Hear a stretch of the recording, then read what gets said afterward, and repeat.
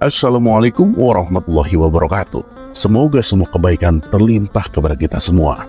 Amin ya rabbal alamin. Suatu hari, masyarakat kota Baghdad mulai terjebak dalam kesyirikan. Mereka berlomba-lomba mencari keberuntungan dengan cara-cara yang tak masuk akal, seperti mengunjungi tempat angker, melakukan ritual yang aneh, bahkan mendatangi dukun-dukun sesat yang mereka yakini memiliki kesaktian.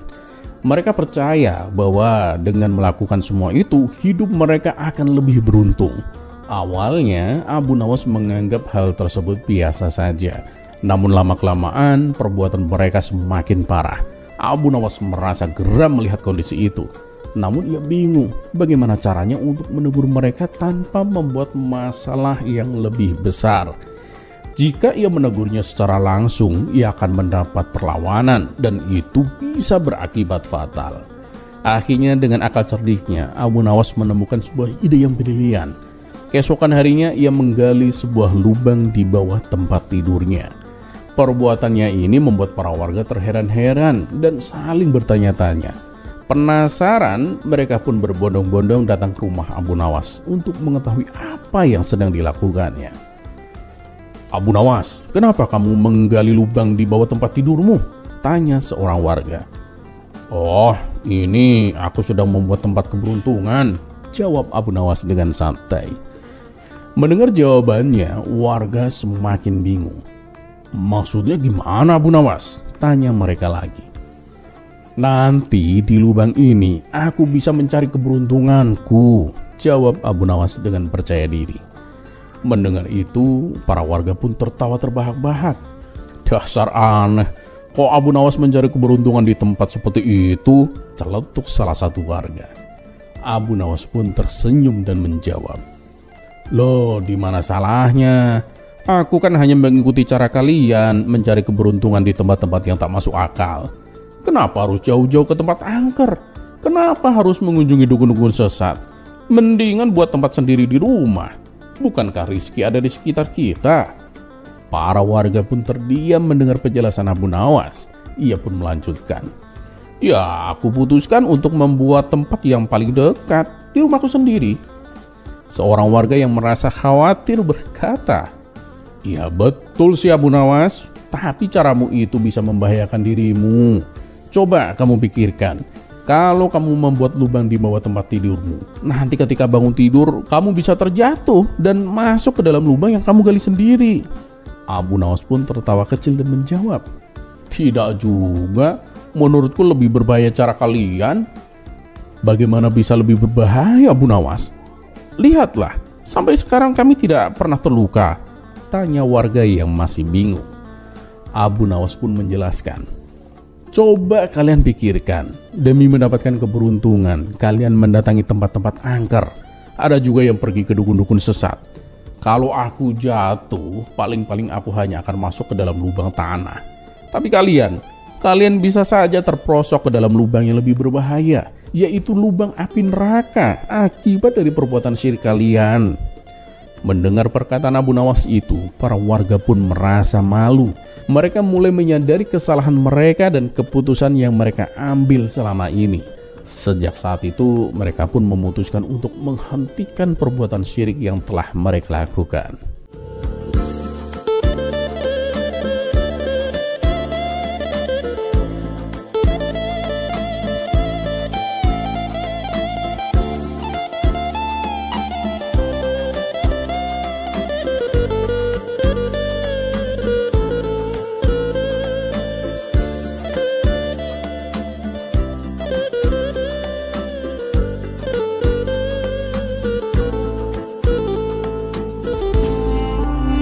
Kisah selanjutnya.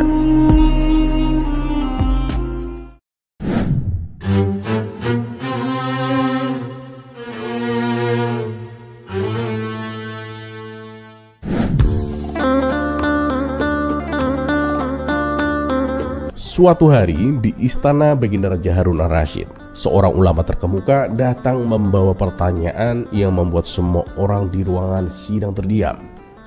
"Wahai Paduka yang mulia," katanya, "jika Islam adalah agama yang benar, mengapa Tuhan membiarkan agama-agama lain ada di dunia ini, Paduka?" Baginda Raja Harun ar-Rasyid meskipun dikenal bijaksana, tak langsung dapat menjawab pertanyaan itu. Ia berpikir sejenak, lalu memanggil Abu Nawas. "Abu Nawas," kata Baginda Raja, "aku ingin kamu menjawab pertanyaan ini. Pastikan jawabanmu membuat semua orang di sini puas, Abu Nawas." Abu Nawas tersenyum seperti biasa, menunjukkan bahwa ia sama sekali tidak gentar menghadapi pertanyaan yang sulit. "Paduka yang mulia," kata Abu Nawas, "saya bisa menjawab pertanyaan ini, Paduka.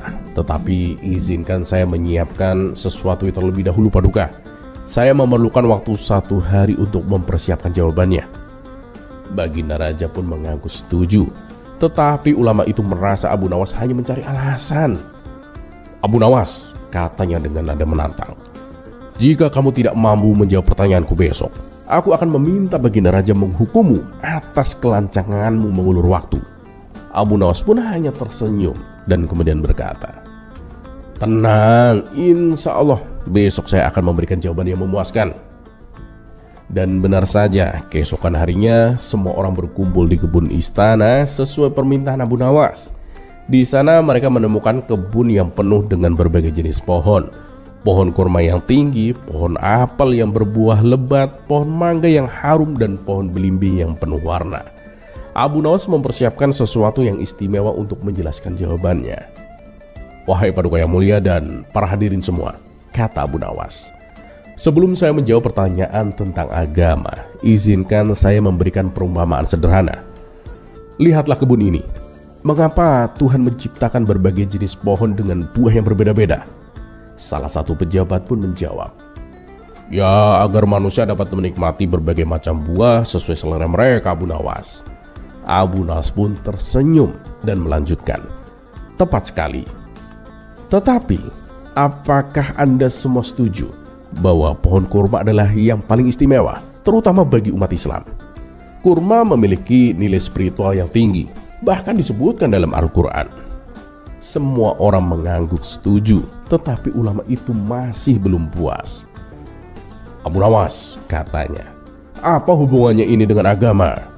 Abu Nawas pun lalu memerintahkan pelayan untuk membagikan buah-buah dari kebun itu kepada semua yang hadir. Para pejabat mencicipi berbagai macam buah. Ada yang makan apel, mangga, belimbing, dan kurma.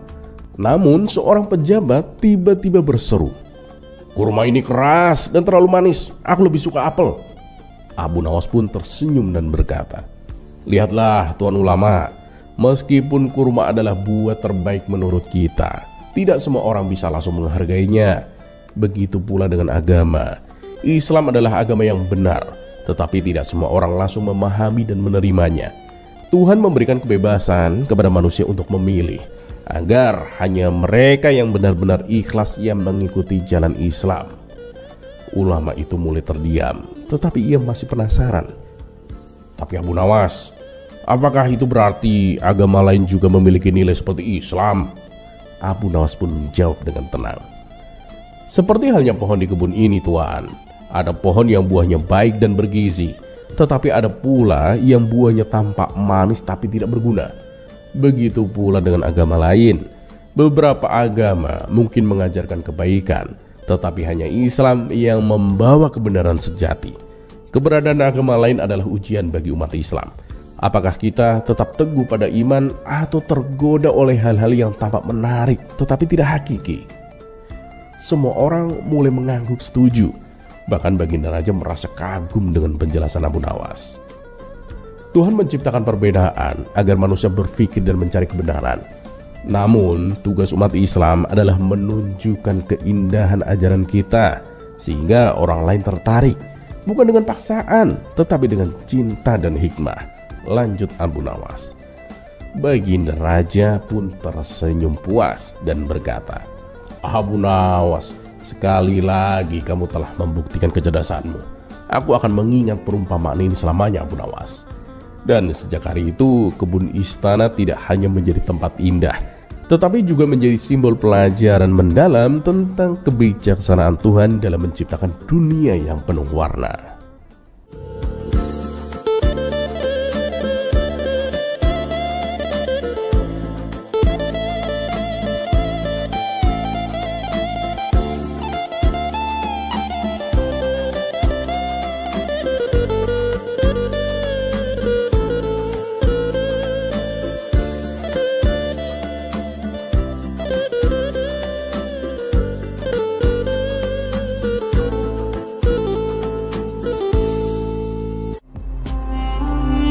kisah selanjutnya.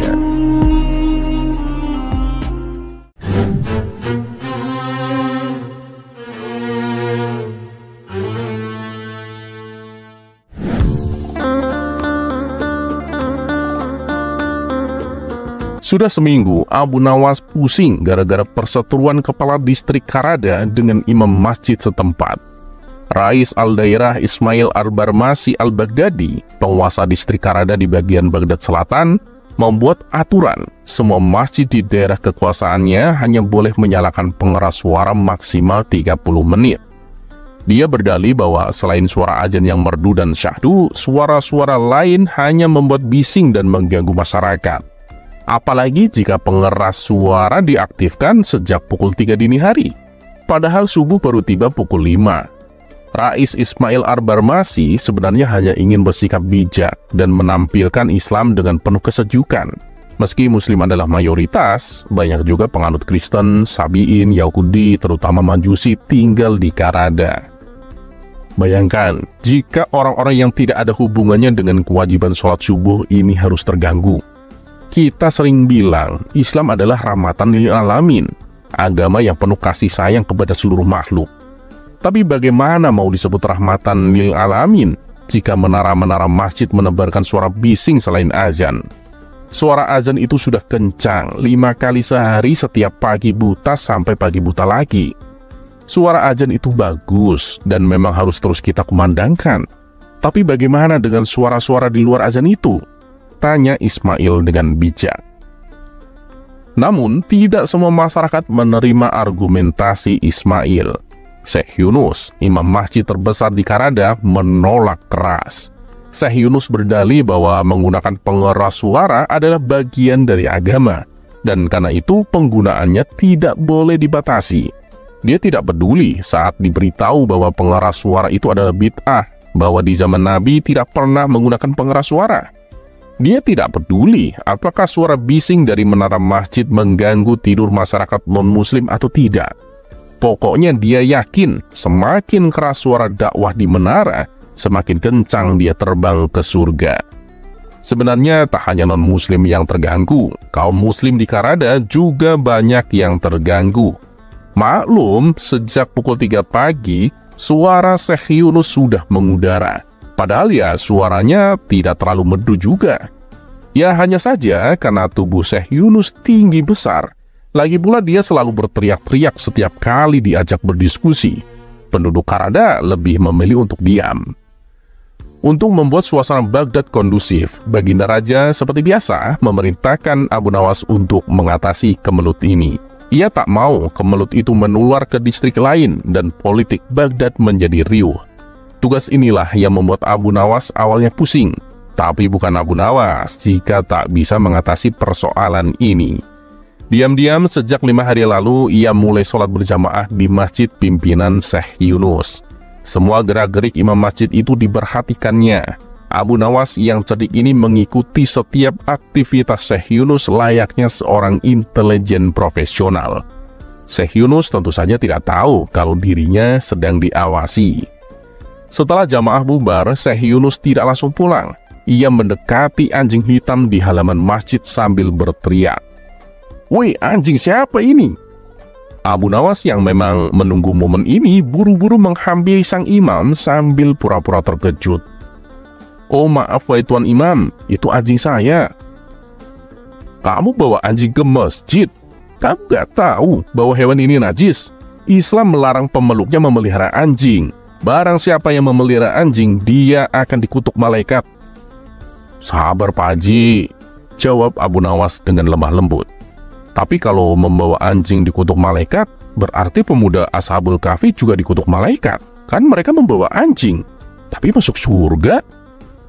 Syekh Yunus terdiam. Dia baru tersadar bahwa Al-Quran mengabadikan kisah pemuda saleh Ashabul Kahfi yang tidur di gua bersama anjing, bukan dengan kucing, apalagi kambing. "Tuan Imam, ini itu bukan anjing sembarangan," lanjut Abu Nawas yang merasa sudah di atas angin. "Anjing ini keturunan langsung dari anjing yang tidur bersama Ashabul Kahfi. Di antara anjing-anjing yang lain, ini yang paling rajin beribadah dan bertasbih kepada Allah." "Ah, kamu sudah gila ya? Mana ada anjing beribadah kepada Allah?" tanya imam masjid sedikit emosi. Abu Nawas buru-buru membacakan dalilnya dalam Al-Quran surat Al-Isra ayat 44, bahwa semua penghuni langit dan bumi, tentu termasuk anjing, bertasbih kepada Allah Subhanahu wa Ta'ala. Hanya saja umat manusia tidak mengerti tasbih mereka. Tak lama anjing di depan mereka menggonggong, lalu Abu Nawas mendekatkan kupingnya ke arah anjing itu. "Anjing ini kirim salam kepada Pak Haji," kata Abu Nawas menirukan bisikan anjing di sampingnya. "Tapi dia juga kirim salam kepada perempuan yang Pak Haji ajak jalan-jalan ke pasar 3 hari lalu." Syekh Yunus tentu saja terkejut. Dari mana anjing itu tahu 3 hari lalu dia mengajak jalan seorang perempuan ke pasar? Abu Nawas paham lelaki di depannya terkejut bukan main, tapi dia pura-pura santai. Tentu saja Abu Nawas tahu sang imam pergi ke pasar bersama perempuan 3 hari lalu, karena kan memang dia menyelidiki gerak-gerik Syekh Yunus dalam 5 hari terakhir ini. "Gila, dari mana anjing itu tahu? Tapi begini, kamu harus percaya sama saya. Saya sama sekali nggak melakukan perbuatan tercela dengan perempuan itu. Dia itu hanya saya rayu agar mau menikah dengan keponakanku yang berdagang di pasar," kata Syekh Yunus menjelaskan. Tak lama anjing itu kembali menggonggong. Lagi-lagi Abu Nawas berpura-pura mendengarkan bisikan si anjing. "Kata anjing ini sih, sebaiknya kursi dan meja yang Pak Imam beli di pasar 2 hari lalu ditaruh di rumah saja. Jangan dititip di masjid. Haram. Itu sama saja korupsi rumah Allah," kata Abu Nawas. Lagi-lagi Syekh Yunus terkejut. "Gila, dari mana anjing ini tahu kalau aku baru saja beli perabot rumah dan aku titipkan di masjid?" gumam Syekh Yunus dalam hati sambil menggeleng-gelengkan kepalanya. Abu Nawas hampir tertawa, tapi dia cepat buang muka. 2 hari lalu dia memang tahu sang imam membeli barang lalu menitipkannya di masjid untuk sementara waktu. Anjing itu kembali menggonggong. Abu Nawas mulai menguping lagi. Sang imam mulai gemetar lagi. Rahasia apa lagi yang mau diungkapkan oleh si anjing ini? Pikir imam masjid itu. "Pak Haji, mohon maaf. Barusan anjing sakti ini berbisik bahwa besok subuh, jika Pak Haji menggunakan pengeluaran suara seperti biasa, alat itu hanya akan mengeluarkan suara anjing. Nah, sebaiknya Pak Haji hati-hati. Nanti masyarakat menduga kalau Pak Haji itu main-main dengan agama," kata Abu Nawas sambil melepas rantai anjing itu lalu pergi. Syekh Yunus diam mematung, pikirannya berkecamuk. Bagaimana mungkin seekor anjing bisa menebak masa lalu dan masa depannya? Ini gawat, pikirnya. Saat asar tiba, dia mulai ragu menggunakan pengeras suara. Berkali-kali dia mencobanya terlebih dahulu untuk memastikan bukan suara anjing yang keluar. Saat maghrib tiba, kegelisahannya pada pengeras suara bertambah. Bahkan dia hampir saja tidak berani menggunakan pengeras suara saat azan Isya. Usai sholat Isya berjamaah, sang imam tidak bisa tidur. Dia bengong di masjid. Ketika jam menunjukkan pukul 3 dini hari, tidak seperti biasanya, ia tak berani beranjak ke mihrab. Syekh Yunus tak bisa membayangkan satu distrik Karada geger jika dari menara masjidnya terdengar suara anjing menggonggong. Ketika subuh tiba, sang imam benar-benar tak berani menyentuh pengeras suara itu. Dia lalu azan sekencang-kencangnya tanpa pengeras suara. Masyarakat yang biasanya tiba di masjid agak terlambat karena dimanja oleh pengeras suara malah datang lebih awal. Mereka ingin tahu mengapa suara menggelegar Syekh Yunus pagi itu tak terdengar di menara masjid. Apakah pengeras suaranya rusak atau sang imam masjid sedang sakit? Lebih herannya lagi saat mereka melihat Syekh Yunus azan tanpa pengeras suara. Usai sholat, jamaah mengerumuni sang imam yang bingung apa yang harus dia jawab. Jika dikatakan pengeras suaranya rusak, jamaah akan tahu kalau ia berbohong. Tapi jika dikatakan dia sengaja tak menggunakan pengeras suara karena khawatir hanya suara anjing yang keluar, dia bisa dianggap gila. Abu Nawas ngakak sendiri di belakang jamaah, tapi dia tak tega mempermainkan sang imam. "Wahai Syekh Yunus, perhatikan baik-baik ya," jelas Abu Nawas dengan nada bijak. "Siapa bilang menggunakan pengeras suara itu adalah bagian dari agama? Buktinya, tanpa pengeras suara, jamaah malah datang lebih awal. Bahkan sholat berlangsung dengan hikmat. Suara Pak Imam malah terdengar asli dan berwibawa. Syekh Yunus menyimak dan para jamaah pun terdiam. Sholat kita pagi ini membuktikan betapa Islam adalah rahmatan lil alamin. Orang-orang di luar Islam tidak terganggu seperti biasanya. Dan kita datang ke masjid lebih awal karena iman yang kuat dalam diri kita masing-masing. Kita semua tetap bisa bangun dan pergi ke masjid tanpa pengeras suara sekalipun. Lanjut Abu Nawas. Sebelum pergi, Abu Nawas menyampaikan salam dari anjing untuk Syekh Yunus. Pak Haji, dapat salam dari anjing. Katanya besok pagi silahkan pakai lagi pengeras suara itu. Tapi hanya untuk azan dan sholat. Selebihnya hati-hati deh Pak Haji, kata Abu Nawas hampir ngakak.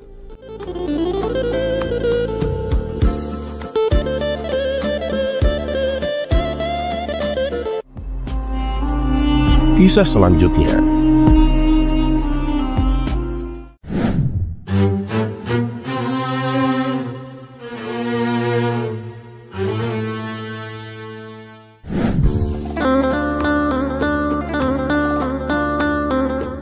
Pada suatu malam yang gelap gulita, Abu Nawas berkeliling kampung dengan misi khusus. Kali ini bukan ikan yang ia cari, tetapi babi ngepet yang konon katanya sedang marak dan meresahkan warga sekitar.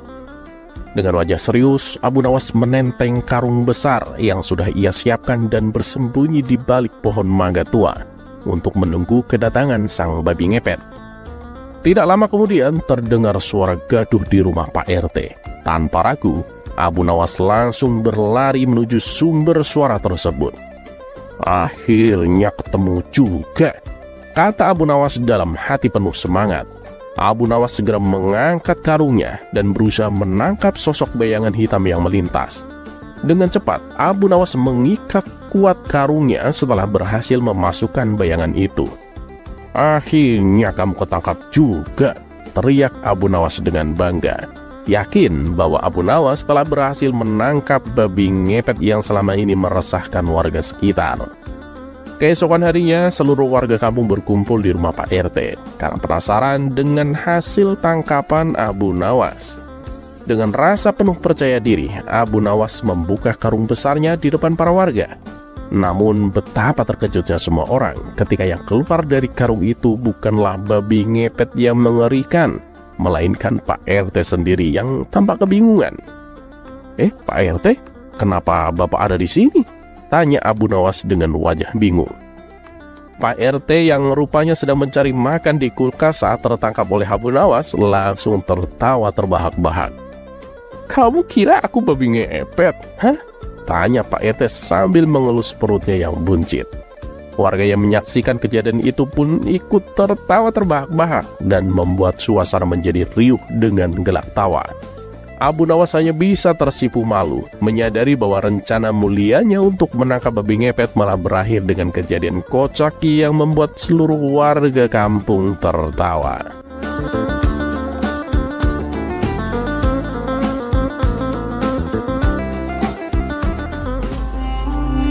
Kisah selanjutnya.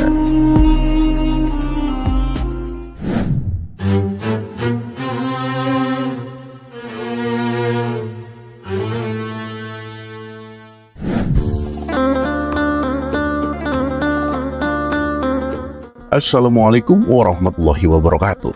Semoga semua kebaikan terlimpah kepada kita semua. Amin ya rabbal alamin.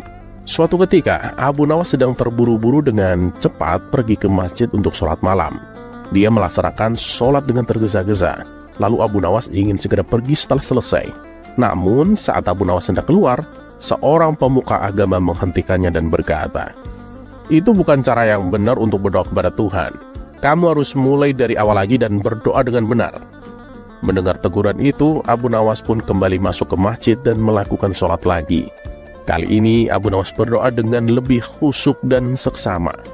Setelah selesai, pemuka agama itu bertanya lagi, "Nah, sekarang coba katakan padaku, tidakkah kamu berpikir bahwa Tuhan akan lebih menghargai doa yang keduamu itu daripada yang pertama kamu lakukan dengan tergesa-gesa?" Abu Nawas dengan tenang menjawab, "Tidak juga. Meskipun doa pertama saya lakukan dengan tergesa-gesa, tetapi itu dilakukan untuk Tuhan. Sedangkan doa saya yang kedua, saya lakukan untuk Anda. Jawaban ini membuat pemuka agama itu terdiam sejenak, menyadari bahwa niat dalam beribadah jauh lebih penting daripada sekedar penampilan luarnya saja.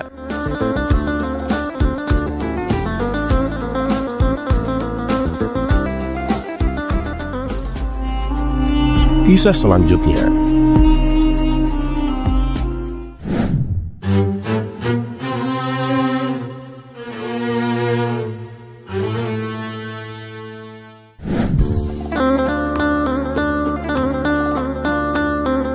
Assalamualaikum warahmatullahi wabarakatuh. Semoga semua kebaikan terlimpah kepada kita semua. Amin ya rabbal alamin. Suatu hari, Abu Nawas sedang duduk santai di sebuah warung kopi, menikmati secangkir teh panas sambil merenung tentang kehidupan. Tiba-tiba, seorang pemuda mendekatinya dengan wajah penuh semangat. Abu Nawas, aku dengar kamu sangat pandai dalam berdebat. Bisakah kamu membantuku? Tanyanya. Abu Nawas tersenyum dan menjawab, oh, tentu saja anak muda. Apa yang ingin kau bicarakan? Pemuda itu menggaruk-garuk kepalanya tanpa sedikit ragu. Aku sedang bingung tentang hukum kunut dalam sholat subuh, Abu Nawas. Sebagian orang mengatakan itu wajib, sementara yang lain mengatakan sunnah. Bagaimana pendapatmu, Abu Nawas? Abu Nawas mengusap jenggotnya yang panjang dan berkata, oh, kunut subuh. Topik yang menarik. Baiklah, ayo kita berdebat tentang itu. Abu Nawas berdiri dan mulai berjalan ke tengah warung. Semua orang di warung itu mulai memperhatikan mereka dengan penasaran. Abu Nawas menarik nafas dalam-dalam dan berkata dengan suara lantang, menurutku, hukum kunut itu seperti memutuskan apakah kamu harus makan roti dengan selai kacang atau selai stroberi. Pemuda itu kembali bertanya, maksudnya gimana, Abu Nawas? Abu Nawas melanjutkan, begini anak muda, keduanya sama-sama enak dan memberikan manfaat. Tapi apakah kita harus berselisih hanya karena seleramu lebih suka selai kacang, sementara aku lebih suka selai stroberi?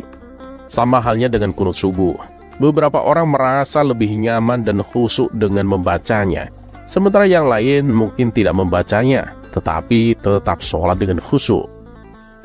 Pemuda itu tampak bingung, tetapi Abu Nawas belum selesai. Coba bayangkan ini, katanya. Suatu hari, seorang pria memutuskan untuk tidak membaca kunut subuh. Tiba-tiba malaikat turun dari langit dan berkata, mengapa kamu tidak membaca kunut? Pria itu menjawab, aku pikir itu tidak wajib. Lalu malaikat itu tertawa dan berkata, jangan khawatir kawan, aku juga lebih suka roti dengan selai stroberi. Seluruh orang yang berada di warung itu tertawa mendengar kisah Abu Nawas. Pemuda itu akhirnya mengangguk sambil tertawa kecil. Jadi maksudmu, kita tidak perlu terlalu memusingkan hal itu dan lebih baik fokus pada niat dan kekhusyukan dalam sholat. Abu Nawas pun tersenyum lebar. Tepat sekali anak muda, inti dari sholat adalah keikhlasan dan kekhusyukan. Hukum kunut itu seperti selai di atas roti, enak jika ada, tapi tidak mengurangi kenikmatan roti itu sendiri jika selainya tidak ada. Dengan itu, Abu Nawas kembali duduk dan menyeruput teh panasnya dengan tenang. Sementara pemuda itu pergi dengan wajah cerah, membawa pelajaran berharga dari percakapan mereka.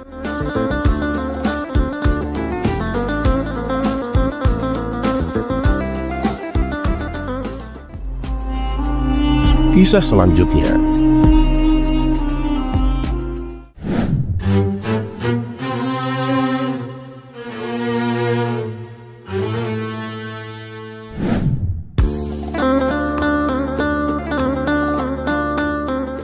Assalamualaikum warahmatullahi wabarakatuh. Semoga semua kebaikan terlimpah kepada kita semua. Amin ya rabbal alamin. Sosok Abu Nawas memang sangat cerdik dan lihai bila berhadapan dengan kawan maupun lawannya. Bahkan beberapa lawannya kapok dan tak berani menantang Abu Nawas untuk berdebat lagi. Tapi bagaimana jika lawan Abu Nawas adalah dari binatang? Yaitu seekor monyet yang sudah terkenal reputasinya sebagai monyet ajaib dan jenius. Berikut kisah lengkapnya. Kisah ini bermula ketika Abu Nawas mendapatkan hadiah dari baginda raja.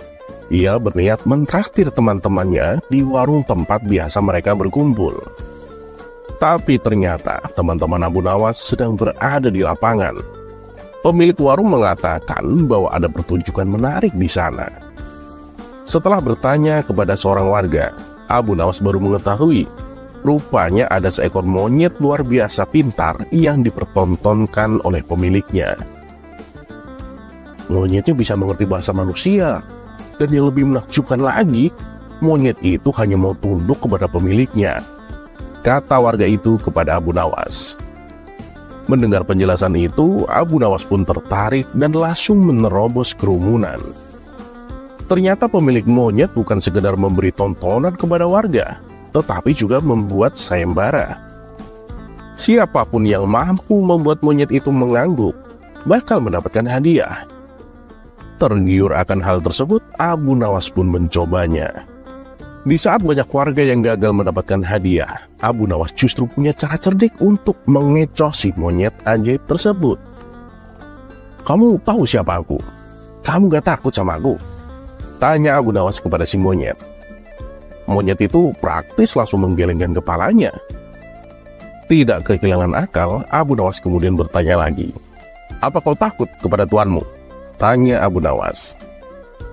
Sesaat setelah pertanyaan itu terlontar, monyet ajaib itu pun terdiam. Ia merasa dilema, karena jika menggeleng, khawatir dituduh membangkang kepada tuannya. Tapi jika mengangguk pun, berarti dirinya tidak mematuhi perintah sang tuan. Monyet itu memilih diam. Abu Nawas lantas mengancam si monyet, jika terus diam, akan dilaporkan kepada tuannya. Dengan berat hati, monyet ajaib itu mengangguk, karena memang si monyet takut kepada tuannya. Dan tentu saja, Abu Nawas mendapatkan hadiah. Tapi malang nasib si monyet, yang kemudian dipukuli oleh sang tuan karena mengangguk. Setelah kejadian itu, tuan si monyet kembali melatih monyetnya, tapi dengan arahan yang berbeda. Karena kemarin menggelengkan kepala ternyata gagal, maka sekarang si tuan melatih agar si monyet mau menganggukkan kepalanya. Usai berlatih, akhirnya monyet itu hanya mau mengangguk. Sehingga tantangan berikutnya adalah siapa saja yang berhasil membuat monyet itu menggelengkan kepalanya, maka ia berhak mendapatkan hadiah. Abu Nawas kembali tergiur dan mencoba keberuntungannya lagi lewat cara cerdik. Ia mengulangi semua pertanyaan sebelumnya dan langsung diberikan jawaban berupa anggukan dari sang monyet. Si monyet tak mau menggelengkan kepala sama sekali. Abu Nawas tak kehabisan akal. Ia teringat balsam di kantong bajunya yang baru saja ia beli dari warung Mang Soleh sebelum ia datang ke sayembara monyet ajaib itu.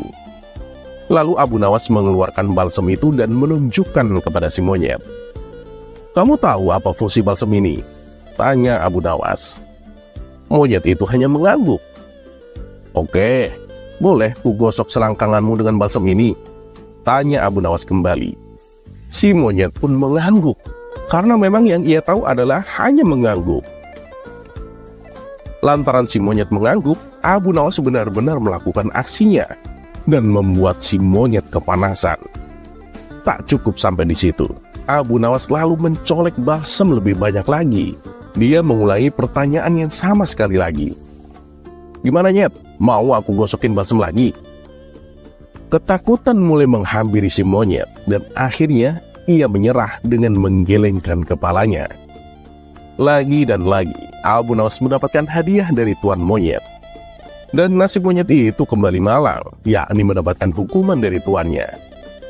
Karena monyet itu frustasi dengan hukuman tuannya, si monyet pun mengangguk-ngangguk dan menggeleng-gelengkan kepalanya ketika diajari si tuan majikan.